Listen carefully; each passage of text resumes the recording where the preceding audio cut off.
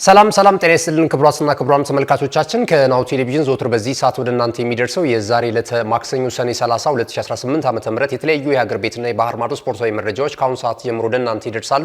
እስከ መረጃዎቻችን ፍጻሜ ድረስ አብራችሁን እንድትቆዩ የምንጋብዛችሁ መረጃዎቹ አዘጋጅና አቅራቢ ገዛኸኝ ዱላ፣ የካሜራ ባለሙያችን ቢቂላ ተስፋዬ ከኛ ጋር ቆይታ ያደርጋል። አብራችሁ ነው።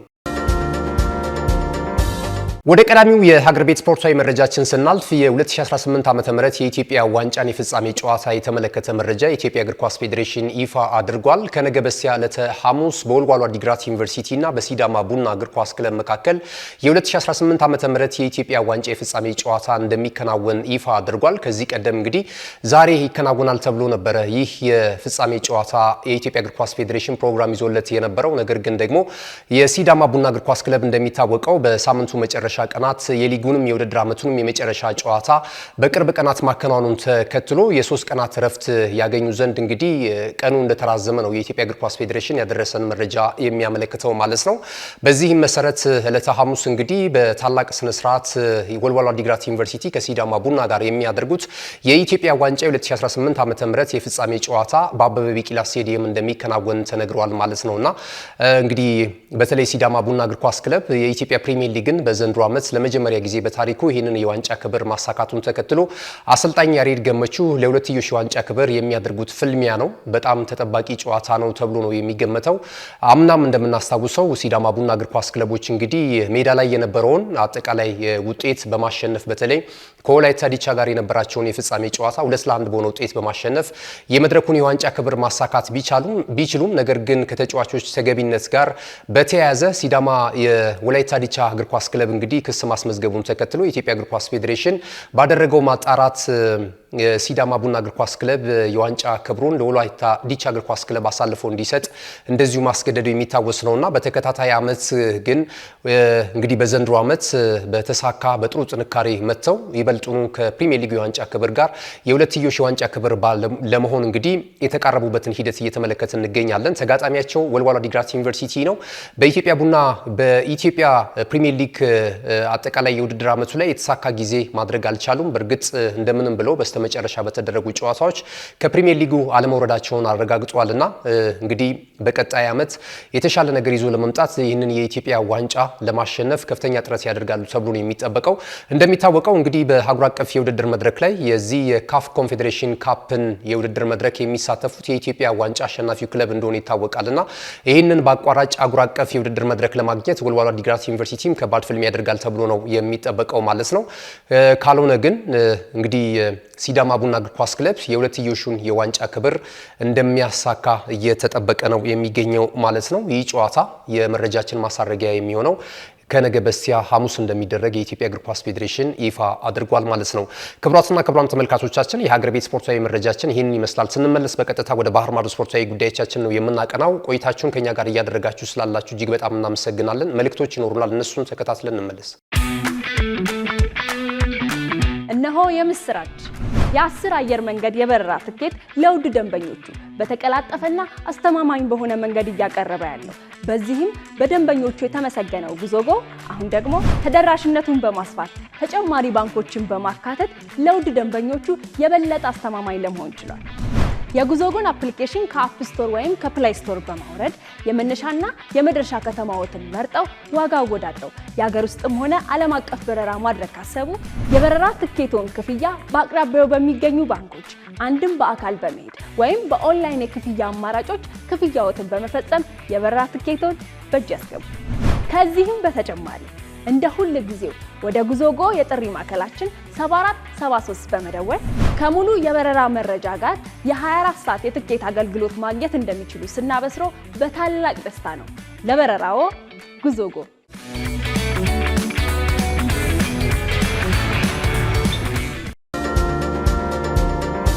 ተመልሰናል። ክቡራትና ክቡራን ተመልካቾቻችን ይህ ናሁ ቴሌቪዥን ነው። ናሁ ስፖርትን እየተከታተላችሁ ስላላችሁ እጅግ በጣም እናመሰግናለን። ቀደም ሲል ከመልእክቶች አስቀድመን በሀገር ቤት ስፖርታዊ መረጃችን በተለይ የ2018ቱን የኢትዮጵያ ዋንጫን የተመለከተ መረጃ ወደ እናንተ አድርሰናል። ከዚህ ሰዓት ጀምረን ደግሞ ከባህር ማዶ ያገኘናቸውን የተለያዩ መረጃዎች ወደ እናንተ እያደረስን የምንዘልቅ ነው የሚሆነው። መነሻችን የዓለም እግር ኳስ ዋንጫ የውድድር መድረክ ነው። በመከናወን ላይ የሚገኘው 23ኛው የዓለም እግር ኳስ ዋንጫ የውድድር መድረክ ወሳኝ ምዕራፍ ላይ ደርሷል። የጥሎ ማለፍ 16 ጨዋታዎች እየተከናወኑ ነው የሚገኙት። እንግዲህ ተሰናባች ሀገራቶችን በርከት ብለው እየተመለከትን እንገኛለን። እንዲሁም ደግሞ ቀሪ ሀገራትም ወደ ኳርተር ፋይናሉ ወይም ወደ ሩብ ፍጻሜው ወሳኙ ምዕራፍም እየተቀላቀሉ ነው የሚገኙት ማለት ነው። ዛሬ የጥሎ ማለፍ 16 የመጨረሻ ሁለት ጨዋታዎች ይከናወናሉ። ዛሬ ከሚከናወኑ ተጠባቂ ጨዋታዎች መካከል በተለይ አፍሪካውያን በጉጉት የሚጠብቁት የሰሜን አፍሪካዊቷ ሀገር ሞሮኮ እንደዚሁ ከወቅቱ የዓለም እግር ኳስ ዋንጫ የውድድር መድረክ ሻምፒዮናዋ ሀገር አርጀንቲና ጋር የሚገናኙበት ጨዋታ ትልቅ ትኩረትን አግኝቷል። ይህ ጨዋታ በኢትዮጵያ ሰዓት አቆጣጠር ምሽት 1 ሰዓት ሲል ጅማሮን የሚያደርግ ነው የሚሆነው። ለኢትዮጵያን እግር ኳስ አፍቃሪያንና ተመልካቾችም በተለይ የዓለም ዋንጫን በትኩረት እየተከታተሉ ለሚገኙ ስፖርት ቤተሰቦች እጅግ በጣም አመቺ ሰዓት ነው ማለት ይቻላልና እንግዲህ 4 ጊዜ በመድረኩ የዋንጫ ክብር መሳተፍ የቻለችው አፍሪካዊቷ ሀገር የግብጽ ብሔራዊ ቡድን ከ1934 ጀምራ በዚህ የዓለም እግር ኳስ ዋንጫ የውድድር መድረክ ለአፍሪካውያን ሌሎችም ሀገራቶች ፈርቀዳጅ ናት ማለት ይቻላል። አንደኛው የዓለም ዋንጫ ብቻ ነው ያለፋት። የሁለተኛውን የዓለም ዋንጫ ተቀላቅላ ከአፍሪካ ቀዳሚን በመሆን እየተሳተፈች ትገኛለች። ነገር ግን በአፍሪካ እንዳላት የበላይነት አይደለም የዓለም ዋንጫ ውጤቷ። የአፍሪካ ዋንጫ የውድድር መድረክን 7 ጊዜ በማንሳት እንግዲህ ሀገር አቀፉን ትልቁን ግዙፉን የውድድር መድረክ በዋንጫ በድል እየተጓዘችበት ትገኛለች። በዓለም ዋንጫ ተሳትፎ ግን እስካሁን ድረስ ይህ የ26ቱ የዓለም እግር ኳስ ዋንጫ የውድድር መድረክ ነው ወደ ጥሎ ማለፍ 16ቱ መግባት የቻሉበት ማለት ነውና ከዚህ ቀደምም በርከት ያሉ ግቦችም አያስቆጥሩም። እንደዚሁም ደግሞ ብዙ ግቦችም ከሚቆጠሩባቸው ብሔራዊ ቡድኖች መካከል አንደኛው ናቸው። እንግዲህ የግብጽ ብሔራዊ ቡድን እንደሚታወቀው ትላልቅ እነ መሐመድ ሳላን የመሳሰሉ እንደነ ኦማር ማርሙሽ፣ ትሪስ ጌትን ማንሳት እንችላለን። የተለያዩ ተጫዋቾችም በቡድን ስብስብ ውስጥ ቢይዙም ነገር ግን ደግሞ ያናህል በዓለም ዋንጫው የውድድር መድረክ ላይ ውጤታማ ሳይሆኑ እንደሚቀሩ በተደጋጋሚ ተመልክተናል ማለት ነውና ከ1990 በኋላ ወደ ጥሎ ማለፍ 16ቱ የገቡበትን ሂደት እየተመለከትን እንገኛለን። ዛሬ ምሽት እንግዲህ በወቅቱ በጣም ጠንካራ ከሚባሉና የመድረኩን የዋንጫ ክብር ያነሳሉ ተብለው ቅድመ ግምት ከተሰጣቸው ሀገራቶች መካከል አንደኛውን የሊዮኔል አንድሬስ ሜሲን ሀገር አርጀንቲናን የሚገጥሙበት ጨዋታ ትልቅ ትኩረትን አግኝቷል። ሊዮኔል አንድሬስ ሜሲ እንግዲህ በውድድር መድረኩ ላይ በ38 ዓመቱ እየተካፈለ ነው የሚገኘው። እስካሁን ድረስ 7 ግቦችን ከመረብ በማሳረፍ ከክሊያን ምባፔና እንደዚሁ ከነ ሄርሊንግ ብራውት ሃላንድ ጋራ የከፍተኛ ጎል አስቆጣሪነቱን ትራክ እየመሩ ነው የሚገኙት ማለት ነውና በቀጣይ በሚደረጉ ጨዋታዎች ላይ ዛሬም በሚደረጉ ጨዋታዎች ላይ የጨዋታው ልዩነት ፈጣሪ ሊሆኑ ይችላሉ ተብለው ግምት ከተሰጣቸው ተጫዋቾች መካከል አንደኛው ሊዮኔል አንድሬስ ሜሲ ነው። ዛሬ ምሽትም አርጀንቲናውያን እጅግ በጣም ይጠብቁታል ማለት ነው። መሐመድ ሳላ ደግሞ በግብጽ ብሔራዊ ቡድን በኩል እንደነ ኦማር ማርሙሽን የመሳሰሉ ተጫዋቾች በዛሬ ምሽት ለግብጽ ብሔራዊ ቡድን የበለጠ የማጥቃት እንቅስቃሴ ሊያፋጥኑ እንደሚችሉ እየተነገረ ነው የሚገኘው ማለት ነው። እንግዲህ መልካም ጨዋታ ለየብሔራዊ ቡድን ደጋፊዎች እንመኛለን። ይህንን ጨዋታ ፍጻሜውን እንዳገኘ ምሽት 5 ሰዓት ላይ ደግሞ ሌላኛው የጥሎ ማለፍ 16 የመጨረሻው ማሳረጊያ ጨዋታ በስዊዘርላንድ ብሔራዊ ቡድንና በኮሎምቢያ ብሔራዊ ቡድን መካከል ይከናወናል ማለት ነውና ወደዚህ ወደ ሩብ ፍጻሜው ለመግባት ይህም ጨዋታ ተጠባቂ ነው። እነዚህን ሁለት ጨዋታ ቅድመ ግምት እንድታደርሱን እንጋብዛችኋለን። ናሁ ስፖርት አጫጭር ስፖርታዊ መረጃዎችን ይዘን እንመለሳለን። አብራችኑ ነው። ካሽጎ በየትኛውም ዓለም ሆነው በማንኛውም ሰዓት ለወገኑ የሚደርሱበት ፈጣን የገንዘብ መላኪያ ተከፈተሉ። ማስተርና ቪዛ ካርዶን በመጠቀም ከ5 እስከ 20 ዶላር የሚልኩበት አዲስ የገንዘብ መላኪያ መንገድ።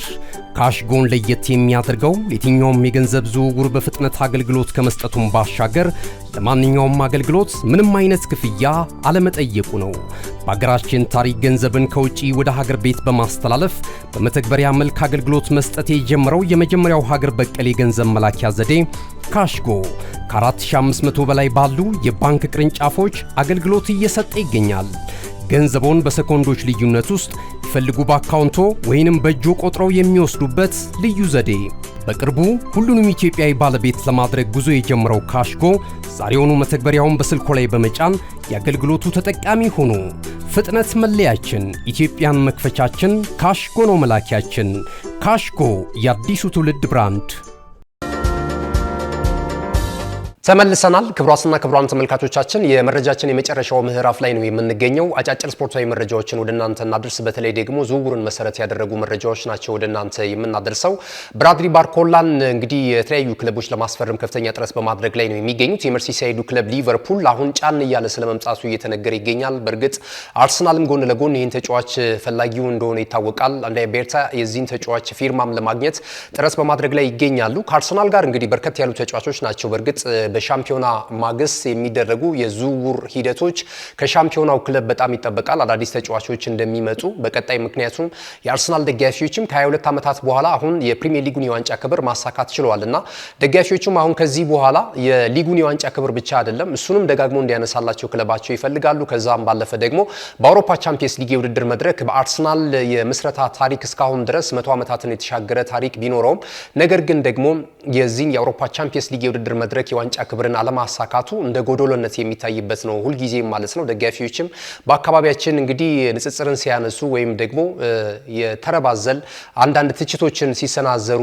ከደጋፊዎች ጋር ከሌላ ክለብ ደጋፊዎች ጋር የአውሮፓ ቻምፒየንስ ሊግ የውድድር መድረክ የዋንጫ ክብር የላችሁም የሚል ነው ትችት የሚያቀርቡትና ይህንን ለማድረግ የሚያስችለውን ቡድን ለመገንባት እንግዲህ የክለቡ ስፖርቲንግ ዳይሬክተር አንድሪያ ቤርታ ለዚህ ለክለቡ የሚመጥኑ ትልልቅ ተጫዋቾችን ልምድም ያላቸውን ወጣትም ተጫዋቾችን የማምጣት ፍላጎት እያሳዩ ነው የሚገኙት በዚህ የክረምት ተጫዋቾች የዝውውር መስኮት ላይ በተለይ ደግሞ ባለፈው ዓመት ሲተቹበት የነበረውን የግራ መስመር ለማጠናከር እንደነ ብራድሊ ባርኮላ የመሳሰሉ ተጫዋቾች በራዳራቸው ውስጥ እንደሚገኙ እየተነገረ ነው የሚገኘው ፒኤስጂ እንግዲህ ወደ 116 ሚሊዮን ፓውንድ ለተጫዋቹ ዝውውር እያቀረበ ነው የሚገኘው ማለት ነው ይህንን ዋጋ ለጥፎበታል ይህንን አፎርድ ማድረግ የሚችሉ አርሰናልም ይሁን እንደዚሁም ሌሎች ክለቦች ሊቨርፑልን ጨምሮ እንግዲህ ድርድር ማድረግ ይጠበቅባቸዋል ማለት ነው ተጫዋቹ ግን በክለብ ውስጥ የመቆየት ፍላጎት እንደሌለው ለጓደኞቹ ስለመንገሩ እየተነገረ ነው የሚገኘው ማለት ነው በቂ ደቂቃ የመጫወቻ ጊዜ እንዲኖረው ጥረት ያደርጋል የሚሉ መረጃዎች እየወጡ ነው የሚገኙት ወደየትኛው ክለብ ሊያመራ ይችላል እስኪ ሐሳብ አስተያየታችሁ ልታደርሱን ትችላላችሁ ተጫዋቹስ ብቃቱን ጠብቆ ወደ ከፍታ ለመምጣት የትኛውን ክለብ ቢቀላቀል ነው የምትመርጡለት የብራድሊ ባርኮላን የዝውውር ሁኔታ በተመለከተ ሐሳብ አስተያየታችሁ ልታደርሱን ትችላላችሁ ተጫዋቹ ግን አሁንም በፈረንሳይ ብሔራዊ ቡድን በኩል በመከናወን ላይ በሚገኘው በ23ኛው የዓለም እግር ኳስ ዋንጫ የውድድር መድረክ ላይ ከሀገሩ ብሔራዊ ቡድን ጋር በጣም ጥሩ ጉዞን እያደረገ ይገኛል ያለውንም አቅም እያወጣ ነው የሚገኘውና ብዙ ክለቦችን እየጋበዘ ነው የሚገኘው በእይታ ውስጥ ከሚገኙ ወጣትና ተስፈኛ ተጫዋቾች መካከል አንደኛው ፈረንሳዊ ኢንተርናሽናል ብራድሊ ባርኮላ ሆኖ እየተመለከት ነው እንገኛለን ሌላው እንግዲህ ከዚህ ቀደም በአንዳንድ አጋጣሚዎች የተለያዩ የመረጃ ምንጮች ይዘው እየወጡት ነገር ግን ደግሞ ብዙም ፈር ያልያዘ የዝውውር ወሬ ተብሎ እስካሁን ድረስ ሲናፈስ የነበረው የቪኒ ጁኒየር ጉዳይ ነው ቪኒ ጁኒየር በሪያል ማድሪድ ምናልባት የመቆየቱ ነገር አጠራጣሪ ስለመሆኑ እየተገለጸ ይገኛል በእርግጥ ክሊያን ምባፔ አለ ያለፉትን 2 ዓመታቶች እንደምናስታውሰው የስፔኑ ክለብ ሪያል ማድሪድ ወይም ማያሉ ክለብ ሪያል ማድሪድ ያለ ዋንጫ ክብሮች ነው በተከታታይ ዓመት ማጠናቀቁ የሚታወስ ነውና ይህንን ተከትሎ የክለቡ ደጋፊዎች እንግዲህ የተለያዩ ተቋማቸውን ሲያሰሙ እንደነበር እናስታውሳለን በአንድ ወቅት እንዲያውም የክሊያን ምባፔን መውጣት የሚያሳዩ ወይም ይህን ሊያረጋግጡ የሚችሉ ፒቲሽን ሲያሰባስቡ ጭምር እንደነበረ እናስታውሳለንና ክሊያን ምባፔ ይውጣልን የሚሉ በርካታ ደጋፊዎችን ተመልክተናል አሁን ደግሞ ይህ ኮከብ በዓለም እግር ኳስ ዋንጫ የውድድር መድረክ እያሳየ ያለውን ብቃት እንደዚሁ ከግምት ማስገባት ይቻላል አሁን ደግሞ አዲሱ አሰልጣኝ እንደዚሁ ጆዜ ሞሪኒዮ ናቸውና ትልልቅ ስም ያላቸውን ተጫዋቾች መያዝ የሚችሉ ናቸው ስለዚህ ምናልባት መልበሻ ክፍሉን እንደዚሁ ማስተካከል ከቻሉ እነዚህን ኮከቦች የሚቆጣጠሩበት መንገድ ጥሩ ከሆነላቸው የተሻለ የዋንጫ ክብሮችን ወደ ቀድሞ ገናናነቱ ሪያል ማድሪድን መመለስ ይችላሉና ክሊያን ምባፔን ቪኒ ጁኒየርን አንድ ላይ የማድረግና የማጣመር ፍላጎት አላቸው ተብሏል ያም ቢሆን ግን ደግሞ ምናልባት ቪኒ ጁኒየር ከሪያል ማድሪድ የሚወጣበት መንገድ ካለ ግን አርሰናል ቢያስፈርመው የሚሉ እንደዚሁ የቀድሞ የአርሰናል ተጫዋቾች እንደዚህ አይነት ሐሳብ እየሰነዘሩ ነው የሚገኙትና አርሰናል እንደዚህ አይነት የዝውውር ሁኔታዎችን ቢመለከት የሚል በተለይ ፓትሪክ ቬራ ሐሳብ ሰጥቶ ነበር ከዚህ ቀደም አርሰናል የቀድሞ ሌጀንድ ማለት ነውና አርሰናል እንደዚህ አይነትም ደፈር ያሉ የዝውውር ሁኔታዎችን ገበያዎችን ቢመለከት የተሻለ ነው የሚል ሐሳብ ሰጥቶ ነበር እንግዲህ በቀጣይ የምንመለከተው ይሆናል በክረምቱ የተጫዋቾች የዝውውር መስኮት ቪኒ ጁኒየር ግን እጅግ በጣም ትልቅ ታለንት ያለው ተጫዋች ነው ምንም እንኳን በዚህ ዓመት ከብራዚል ብሔራዊ ቡድን ጋራ ያናህል ስኬታማ ጉዞ ማድረግ ባይችልም ተጫዋቹ ግን በግሉ በጣም ክሎት ያለው ተጫዋች መሆኑን በተደጋጋሚ በሪያል ማድሪድም በብራዚል ማሊያ ማስመልከት ችሏልና አርሰናል ይህን ተጫዋች ቢያገኝ እጅግ በጣም ጥሩ ነው ነገር ግን በዋዛ ደግሞ ከሪያል ማድሪድ ይህን ተጫዋች ማላቀቅ ግን አደገኛ መሆኑንም እንደዚህ ጎን ለጎን መረጃዎች እያወጡ ነው የሚገኙት ማለት ነው ሌላኛው መረጃችን የሚሆነው ኤል ጁኒየር ክሩፒን ይመለከታል ቶተንሃም ሆትስፐርስ እጅግ በጣም አስፈሪ ሆኗል በክረምቱ የተጫዋቾች የዝውውር መስኮት ያልተጠበቁ ተጫዋቾችን በጣም ውድ በሚባል ዋጋ በማስፈረም እንግዲህ የዝውውር ገበያውን እያነጋገረ ነው የሚገኘው ማለት ነው ወሳኝ ሁለት ተጫዋቾችን እስካሁን ድረስ ሳንድሮ ቶላኒን እንደዚሁም ደግሞ ሌላኛው ማቲያስ ፈርናንዴዝንም እንደዚሁ ከዌስትሃም ዩናይትድ ማስፈረም ችሏል ማለት ነው። አሁን ደግሞ እንደዚሁ በበርንማውዝ እግር ኳስ ክለብ ውስጥ በተጠናቀቀው የውድድር ዓመት በጣም ጥሩ እንቅስቃሴ እያደረገና በተለያዩ ክለቦች ራዳር ውስጥ የሚገኘውን ኤል ጁኒየር ክሩፒን ለማስፈረም ፍላጎት ማሳየቱ እየተገለጸ ነው የሚገኘው። የ85 ሚሊዮን ፓውንድ የሽጡልኝ ጥያቄ ለማቅረብ ፕሮጀክቱን እንደዚሁ ቀርጾ በዝግጅት ላይ እንደሚገኝ እየተነገረ ነው የሚገኘው ማለት ነው። በርንማውዝ ግን ከ100 ሚሊዮን ፓውንድ ለዝውውሩ ይፈልጋል ተብሏል። ገና 20 ዓመቱ ነው። እጅግ በጣም ታለንትድ የፊት መስመር ላይ ተስፋ ከተጣለባቸው ወጣት ተጫዋቾች መካከል አንደኛው መሆኑ ይታወቃልና ተጫዋቹም ወደ ተሻለ ክለብ የማምራት ፍላጎት አለው ተብሏል። ነገር ግን ቶተንሃም ሆትስፐርስ ይህን ተጫዋች ያስፈርመዋል የሚለው ነገር እንግዲህ በቀጣይ የምንመለከተው ይሆናል። በአውሮፓ ተሳትፎ ያላቸውን ክለቦችን ይፈልጋል ተብሏል። ያው ራሱ በርንማውዝ እግር ኳስ ክለብ በታሪኩ ለመጀመሪያ ጊዜ ወደ የአውሮፓ የተሳትፎ መድረክ ይዞ ማጠናቀቁ የሚታወስ ነውና እንግዲህ ወደ የትኛውን ክለብ ይመርጣል የሚለው ነገር አነጋጋሪ ሆኗል። አሁን ላይ በርከት ያሉ ክለቦች ናቸው የሚፈልጉት እንደነ ማንቸስተር ሲቲ እንደዚሁም ደግሞ ቀደም ሲል የጠቀስኩት ቶተንሃም ሆትስፐርስና አርሰናል ይህንን ተጫዋች እንደሚፈልጉት በርካታ መረጃዎች እየጠቆሙ ይገኛሉ ማለት ነው። ቶተንሃም ሆትስፐርስ ግን አሁንም ትልልቅ ተጫዋቾችን ከትልልቅ ክለቦች ተጫርቶ እያስፈረመ ነው የሚገኘው። ፈርጣማ የፋይናንስ ጡንቻ መገንባት ችሏል በዚህ ዓመት ማለት ይቻላል። ገና ከወዲሁ ነው ወደ ዝውውር ገበያው ወጥተው በርካቶችን እያስደነገጡ የሚገኙት። የቶተንሃም ሆትስፐርስን የዝውውር ሁኔታ እንዴት አገኛችሁት? አንዳንድ ጊዜ ጥሩ ተጫዋቾችን ቢመጡ ጥሩ አሰልጣኝ ከሌለ ደግሞ እጅግ በጣም አስቸጋሪ ነው የሚሆነውና ቶተንሃም ሆትስፐርስ የተለያዩ አሰልጣኞችን አምጥቶ ከዚህ ቀደም ሞክሯል። ትልልቅ ሌጀንዶች ነበሩ እንደነ ሃሪ ኬን የመሳሰሉ ሰኒ ዩንግሚንን ማንሳት እንችላለን። ብዙ ተጫዋቾች መጥተው ነገር ግን የከሸፉበትን ሂደት ማስተዋወስ ይቻላል። የሃዩቢ ቦአዲን የዝውውር ሁኔታ የመጨረሻ መረጃ እናድርገው። ይህ ተጫዋች እንግዲህ ንብረትነቱ ለፈረንሳዩ ክለብ ሊል ነው እየተጫወተ የሚገኘው። በሞሮኮ ብሔራዊ ቡድን ጥሩ እንቅስቃሴ እያደረጉ ከሚገኙ ተጫዋቾች መካከል አንደኛው ነውና በቀጣይ የተለያዩ ታላላቅ ክለቦች የዚህን ተጫዋች ፊርማ ለማግኘት ላይታች እያሉ ነው የሚገኙት። ከነዚህ ክለቦች መካከል ደግሞ አሁን ማንቸስተር ሲቲ በስፋት ስሙ እየተያያዘ ይገኛል። አርሰናልም ተጫዋቹን ይፈልጋል። ሊል ግን የሚፈልገው ምናልባት በሽያጭ ሳይሆን በውሰቱል የመስጠትን ፍላጎት አለው ተብሏል። ካልሆነ ደግሞ አርሰናል አንድ ፕሮጀክት ይዟል። ወደ 80 ሚሊዮን ፓውንድ ለተጫዋቹ ወጪ በማድረግ ግዢ ከፈጸመ በኋላ ቀጣዩን የውድድር ዓመት ወይም ደግሞ 2026-27 መጪውን አዲሱን የውድድር ዘመን በዚያው በሊል ቆይቶ ከአንድ ዓመት በኋላ ወደ አርሰናል የሚቀላቀልበት ሂደትን ይህንን ፕሮጀክት ነድፎ እንቅስቃሴ ላይ እንደሚገኝ እየተገለጸ ነው ማለት ነው። ተጫዋቹ ግን ከ100 ሚሊዮን ፓውንድ በላይ ያወጣል የሚሉ መረጃዎችም እየወጡ ይገኛሉና በዚህ ዓመት ደግሞ ባለም ዋንጫው የበለጠ ብቃቱን ማሳየቱ ከዚህ ቀደም መነሻ የሚሆኑ የተጫዋቹን ክሎት ሊያንጸባርቁ የሚችሉ እንቅስቃሴዎችን ተመልክተናል። ከዛ ባሻገር ግን ዓለም ዋንጫውን የበለጠ እያጎላ የሚገኘው ምናልባት ደግሞ የሞሮኮ ብሔራዊ ቡድን በቀጣይም ጥሩ ጉዞ ማድረግ ከቻለ የተጫዋቹን ዋጋ እንደዚሁ ከፍ እያለ ሊሄድ እንደሚችል እየተገለጸ ነው የሚገኘው። ለመሆኑ አዩቢ ቦአዲን ማንቸስተር ሲቲ ወይስ አርሰናል ሊያስፈርመው ይችላል? ለተጫዋቹ ስድገት የትኛው ክለብ ሊስማማው፣ የትኛው አሰልጣኝ ሊስማማው ይችላል ብላችሁ ትገምታላችሁ? ሀሳብ አስተያየታችሁን ልታደርሱን ትችላላችሁ። ክቡራትና ክቡራን ተመልካቾቻችን ለዛሬ ዕለት ማክሰኞ ሰኔ 30 2018 ዓ.ም በእኔና በባልደረቦች የተሰናዱ የሀገር ቤትና የባህር ማዶ ስፖርታዊ መረጃዎች ይህንን ይመስሉ ነበር። መረጃዎቹን ወደ እናንተ በማድረስ ገዛ ሄንዱላ፣ የካሜራ ባለሙያችን ቢቂላ ተስፋዬ ከኛ ጋር ቆይታ አድርጓል። መልካም ጊዜ ይሁንላችሁ።